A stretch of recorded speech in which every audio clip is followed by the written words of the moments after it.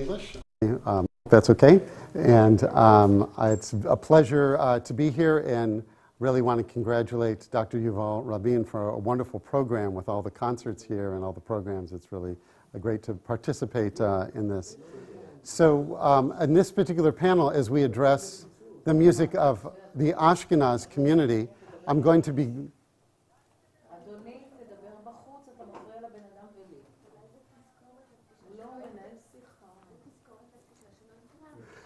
be speaking about, in many ways, the origins of what we know as Ashkenazic synagogue music by looking at the music prior to Solomon Zoltzer. So Solomon Zoltzer really stands out as the most significant contributor to the beginnings of synagogue music with his publication in 1840, Shir ציון. His effort was to modernize Jewish music, and as he described, he was trying to change the music according to the rules of art, meaning he was trying to put the music in the style of Mozart, Haydn, and Beethoven. The interesting question that I've dealt with for the last 20 years is, what did the music sound like prior to Zoltzer? What exactly did Zoltzer change? And I'm deriving a lot of my ideas and developing the ideas of A.Z. Idelson in this very, I'll go on the other side, on this very well-known article that he wrote called Songs and Singers in the Synagogue of the 18th Century. And here he has some very important ideas about the creative achievements of this early era prior to Zoltzer, and says that most of the music of the 18th century is now entirely lost, but it really has very important historical meaning and value, and that these Hazanim really worked to develop the traditions that they were raised in, to develop very new ideas within acquiring new musical skills with the effort of really beautifying the musical service. So that's what I want to demonstrate. So these developments of modernity from the late 18th to the early, whoops, wrong computer, to the early 19th century in Europe provided new ideas and possibilities that really fused prior ideas together. The historian Michael Meyer comments that changes in Jewish, French, and German communities took place over different phases and different periods of time. And what we find with this music is cantors and musicians really working very carefully to really develop and harness these changes in very interesting ways. So I'm going to begin this discussion by first telling you about where the material comes from. And it's from a collection known as the Edward Birnbaum collection at Hebrew Union College in Cincinnati. Birnbaum was born in Krakow and lived from 1855 to 1920. He actually studied with Solomon Zoltzer and inherited this collection in Königsberg from Hirsch Weintraub. The collection is really quite significant, covering a 150-year period of time. There are over 1,200 manuscripts in this collection with nearly 200,000 documents. And this really represents the largest grouping of Jewish liturgical music. And as fate would have it, of course, it got out of Europe before, as we say, Europe was almost totally destroyed. Okay. So the number of manuscripts and things that, that you could see here is 129 that are in Cincinnati, 57 of what's called the Offenbach collection that's in Hebrew Union College in their New York campus. One of the most important works of this era, looking at this music, is the material developed by A.Z. Idelson, and Israel Adler, of course, here from Israel, provided a very important document in Rhythm that's called the Hebrew Notated Sources up until 1840. And what Idelson did was he took, in volume 6 of his 10-volume thesaurus, took a number of these different melodies, and I'll be talking about some of these composers. So the music exists in manuscript in very large fashion. What's been printed in this Idelson source is really just a small number.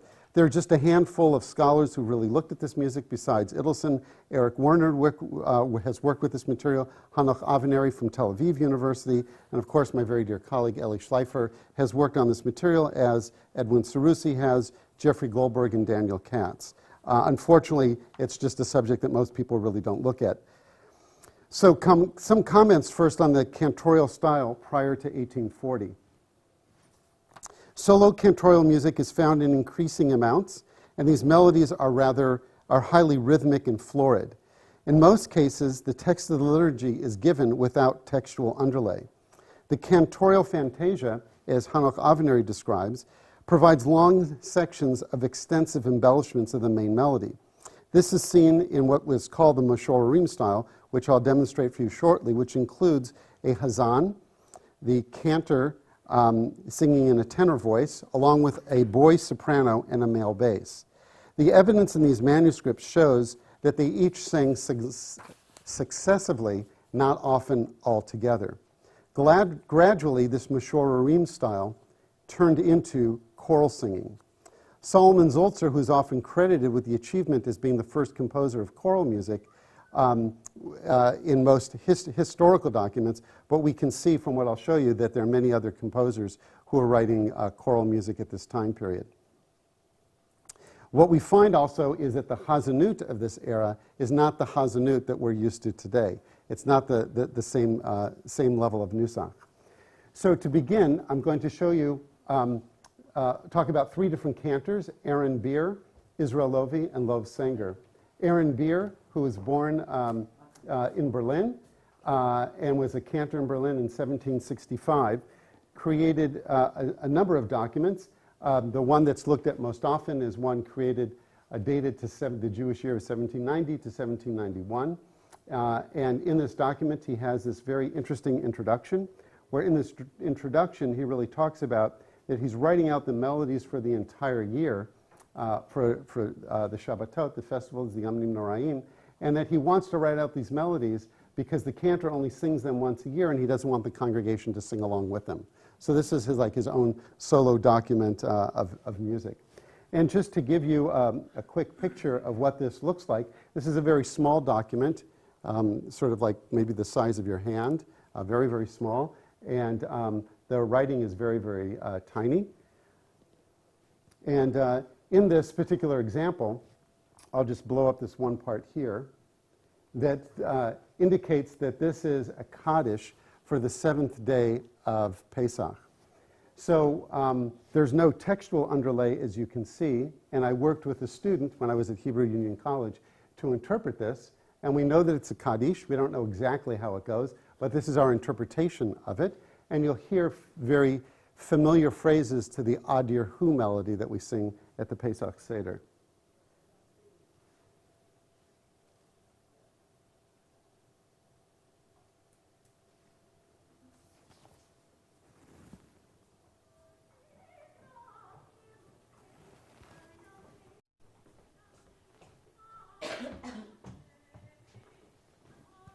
Lori, do I need to turn up the volume here?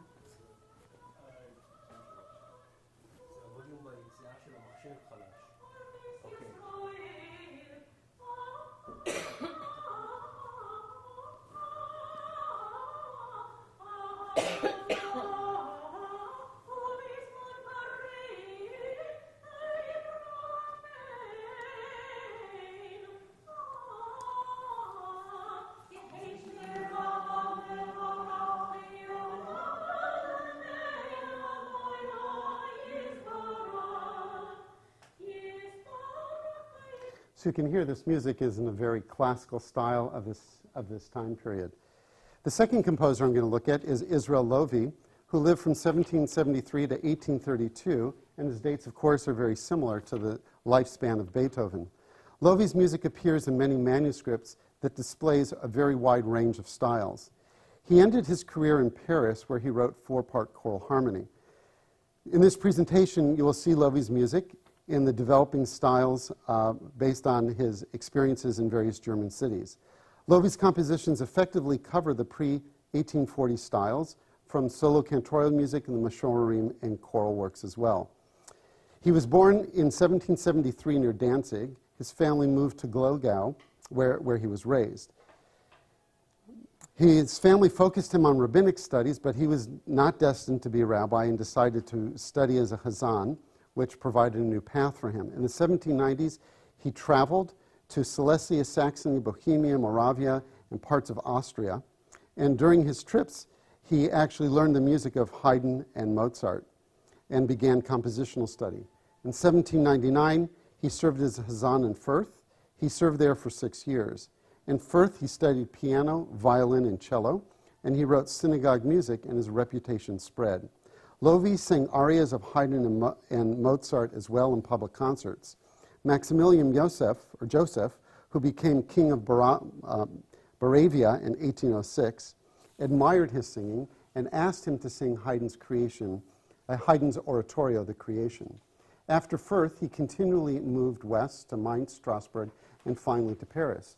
In 1817, and this just kind of demonstrates his different travels, he went to Metz, to Verdun, and finally to London. He was offered a lucrative contract in London, but he had turned it down. By 1818, Lovi was a recognized cantor, and at that time period, he traveled to Paris. His music appears in 19 different manuscripts. As indicated here, these are the numbers of different works. There are a total of 96 different works that we find in the Birnbaum collection. And what's interesting to note is that his route of travel, which you see here, is different than where his music traveled. So his music really traveled in different areas that he was in, and they always referred to him as the various cities that he came from. So within the study that I've done of Israel Lovi, there are 96 different melodies, 79 of which appear in more than one place. So that means that there are basically 31 melodies that are common amongst different manuscripts and 17 that are unique and only appear at one time. The bottom here shows the 3 different manuscripts that contain Lovi's music. And you can see in some of the manuscripts, like Muse 79, mostly contains Lovi's items. And in the world of manuscript studies, what's interesting is that we don't see Lovi's handwriting. This is melodies that are attributed to him that other people wrote down. So just to give you a demonstration of some of the attributions, here's a Kaddish for Shavuot, and it says from Rabbi Yisrael of Fürth. So he is referred to not by his last name, but the locations where he came from. And this here is a Baruch Hu for Shabbat from Yisrael of Strasbourg. And we're able to know that this refers to him because the music appears in different places in all these different names. And here he's just known as Yisrael of Paris in this particular item. So in his, the 96 different works, 31 are high holiday melodies, 19 is just referred to as a Kaddish for different occasions, and then finally L'cha Dodi. So there wasn't a lot of different texts that he necessarily wrote on. So here's an example of Lovi's music. Here's an Ashri. Again, there's no textual underlay, and you can hear this rather lively, upbeat style that's very much in a late, sort of late Baroque or very classical type of style.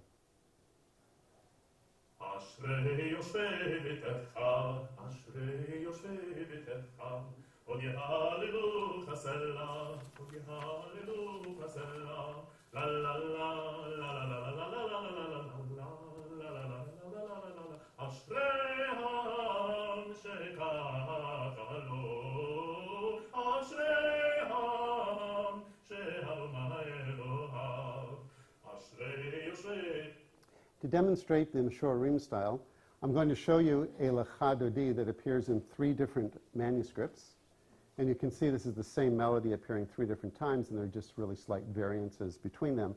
The very top one in Muse 32a, you can actually see the text is set in that, but not to the other 2. So just to give you a view of the different manuscripts. So what we'll hear here, I'll play for you, is the last part of this, where they change the melody to the Hitorari. And you'll hear 3 different voices, the Chazan singing the text, a male bass, and then you can see in the middle of the 3rd line, it says singer, which would refer to the boy soprano. This will be done by a soprano, a female soprano, not a boy singer in this example.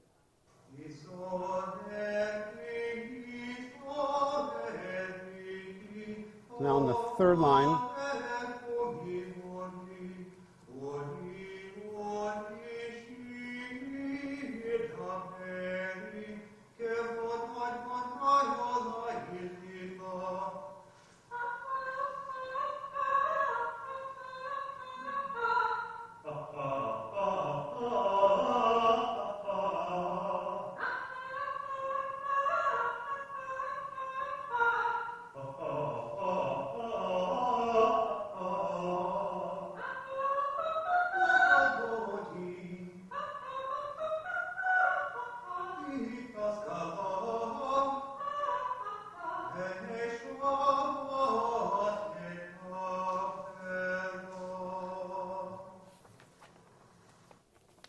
So it just gives you a taste of what the style is of each different voice and sort of continuing the melodic line. So the singer sort of gets the line up and then you hear the hazan here, then continuing the words of the text. So a very interesting, very unique style. So what I'd like to do next is play for you another example of Lovi's Mishorim style in a little more of a worked out fashion. And this comes from a manuscript where we kind of see some other interesting classical touches. You see that there's different tempo markings here, allegro moderato, a contrasting second section designated as adagio gusto, and finally an allegro. So very much like a sonata design where there would be a very fast first movement, a slow second movement, a dance-like third movement. He's sort of following a sonata classical form. And this is, in this indication, in this example as well, what you can see in this upper right box, which I'll blow up here, you see in the upper right of that box where it says singer, so we have some indications of where the singer is going to sing. And then the lower left you see where it says bass or bass. So some of those indications are there, then one has to interpret it. So to give you a feel for it, I'm going to play an example that we worked on. And again, this is a hodu for Shavuot, so part of Halo. So appropriate for today being Rosh Chodesh.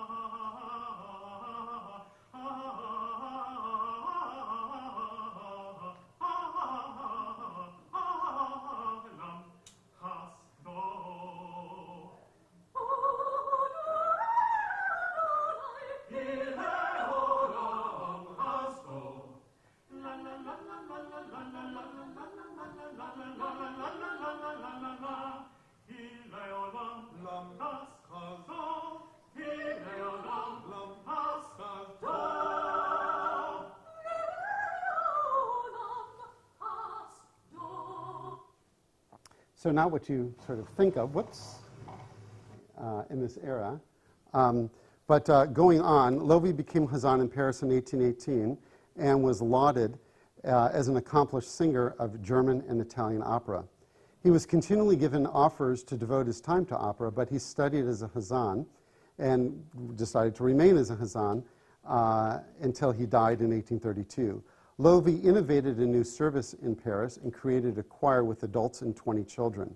In the early 1820s, he wrote a choral music for the inauguration of the new temple in Paris in 1822.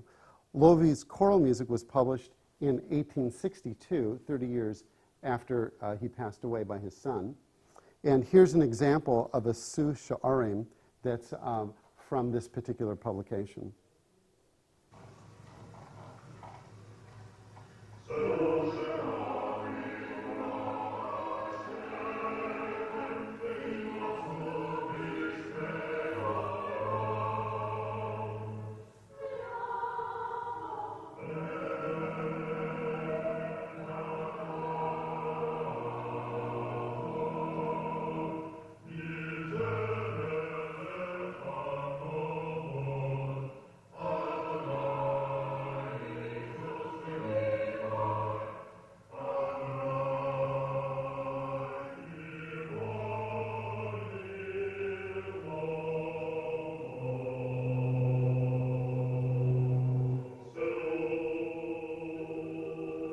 So it's a really very interesting Sushorim setting, but you can clearly hear how Lovi's musical style really progressed and developed in a very interesting way. I can. So at the same time as Lovi was working, there was another Hazan, Lov Sanger, in the 1820s to the 1840s, who really continued the Munich German tradition in his tradition, which we hear shortly, is going to contrast this by being somewhat more florid and not as rhythmic, but in some ways really more expressive. So here's what his manuscript looks like at the very beginning of it. And we'll hear this setting of the great Aleinu tune from the Yamim Noraim in the second line of music.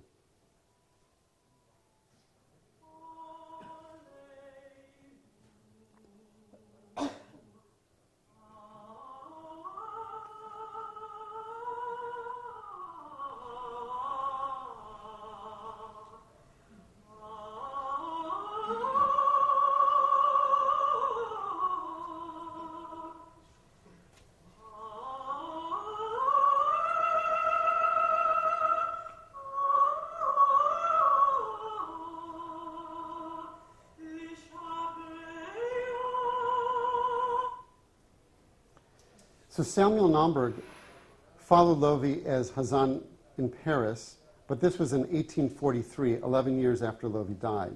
Nam Berg was trained in the South German Cantorial Style, and like Lovi, came to Paris after success in Germany.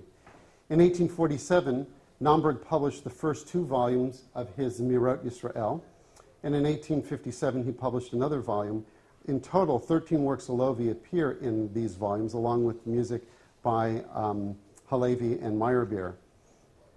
So clearly having Lovi's music continued in publications of Nam Berg really shows the prominence of Lovi even at that time period. So in conclusion, Behr's music in the 1790s shows the European influence of the late classical style of the 18th century.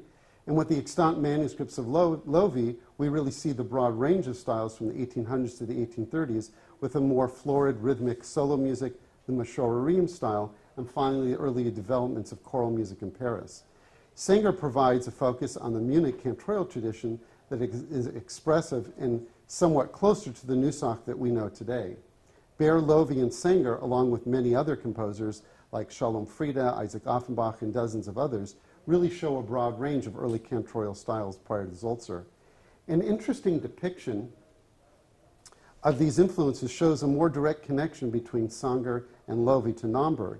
Nam Berg trained in Munich and actually notated the Sanger manuscript, and the festive Se'usha Arima Lovi that we heard can certainly be seen as something that highly influenced the well-known Nam Berg setting of the same text. Zoltzer was certainly aware of these styles of his era, but chose a very different path, dedicated to a clear and expressive cantorial style that was part of his new service in Vienna.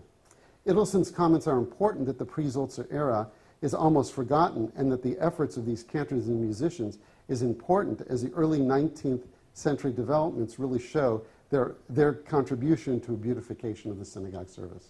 Thank you.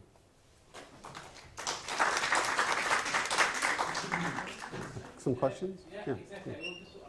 יש שאלות? זה הכל התחלה רפורמים? לא. לפני רפורמים.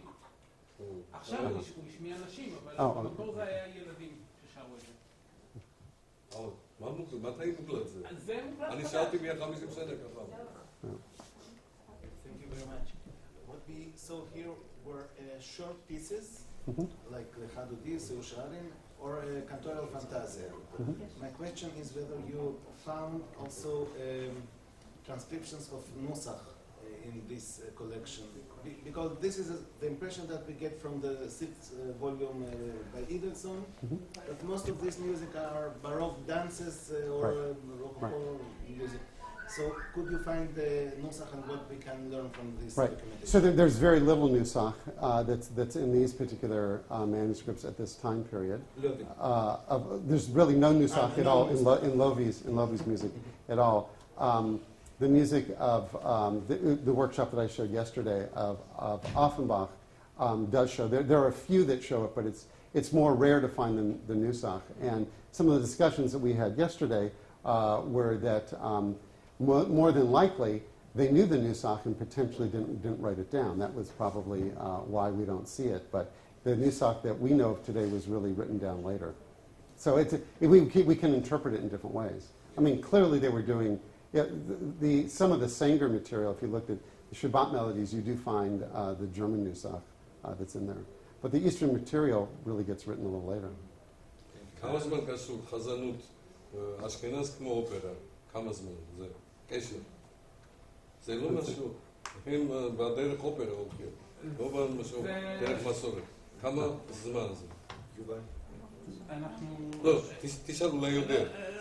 לא, אולי לא יודע, תשאל. אבל זה היה בהרצאה. לא. אנחנו שמענו את זה בהרצאה. אני לא מבין, אנגלית טוב, בשביל זה אני שואל. אז בשביל זה אני אסביר לך, זה היה בהרצאה, בעצם כבר לובי שר גם אופרה. לא, כמה זמן קשור? חזנות אשכנז כמו אופרה. 250 שנה. לא יותר. I see two more questions shortly. Yeah. Very shortly. I wanted to ask you to elaborate a little bit about text placement. Sure. Since there were certain places where they just sang la la la as opposed to Right. the text, and Right. how do you make these decisions? Right. So to put this in perspective, the earlier back you go, the less text that you find. So the first manuscript of Bir, there's no text setting. It's just the title of the text. And as you go further on in the early 1800s, you find more and more actual text setting to the music. So in order to perform it and to interpret it, we found that particularly in the Mishorim tradition, it seemed to be that when the Chazan was singing was the time period when there was the text. So in the Mishorim examples, and the bass and the singer seem not to be singing the text. That's the interpretive approach that we took. But I'm sure that there are other interpretations of that. We don't know. Yeah. But ultimately we don't know, but that's the interpretation that we took. Yes? Please. Very fast. In my article on Zulzer, which you didn't mention, on the basis of Avenari's work on Zulzer, which is very interesting, I found that actually Zulzer did not want to renew the service as opposed to the cantors you mentioned, but as opposed to a more ambiguous Nusach tradition of the Baal Tfilah. So he was coming from that context. You presented it as he would have known these materials, and against that he proposed something more Nusach-like. But I found on the basis of that book that he was trying to modernize a very traditional old Baal Tfilah system without any reference to this kind of cantorial music. What do you think about that? Well, okay, so I think that Zolzer was certainly aware of this music, but he decided, you just basically answered the question, because he didn't perpetuate this particular style. And in his introduction, Zolzer clearly states that he's really trying to really change the style, to modernize the style, to really take the traditional style and, as he says, to redevelop it into a beautiful service according to the rules of art. So if you look all throughout Zolzer, you find Nusach. I mean, his Rosh Hashanah, and there are many examples that we sort of look to as really the early beginnings of the documentation of Nusach. So clearly he was aware of this because he rejected it. It's not an awareness where he's incorporating the Lovi style, but more a sense of a rejection of it, unless you think differently. Yeah. Okay. I interject. Sure. Yeah. First of all, the picture that we get from about Zulzer is from his Shir ציון, and this must be a very partial documentation of what he did. We don't know exactly how he sang things in a synagogue. We know that certain prayers, like say Lecha Dodi and things like that, were innovations of his or of the composers that he engaged to write. But we do not know how he really sang these things. That's number one. Number two, there are more than one Zolzer. And if you look at his second volume of 1865, then you see lots of nusach there in the. So it is said that he learned this from the Eastern European cantors that came to him. And I'm not sure that that's the entire truth. So that he had many students who came from Eastern Europe, and they taught him. So Edelson said, and others repeated that, but we're not sure that that's really what happened. He officially rejected the style of the Chazanim. He was more against the style that we have, which you have shown, which was for him extravagant and unusual, with lots of embellishments, which he called Schnorkelei, and which he wanted to reject and things like that. But I don't think he was against Nusach. I think he really... He was not against Nusach, and he probably sang Nusach. Right, to say it differently, he rejected Lovi and all this stuff in favor of Nusach. Right. He wanted to purify Nusach. He wanted to bring Nusach back to its pristine purity as much as he could. I'm afraid, I mean, it's a very fascinating discussion, but I'm afraid I have to cut it. I will have my question afterwards in the break, even though I have, and now.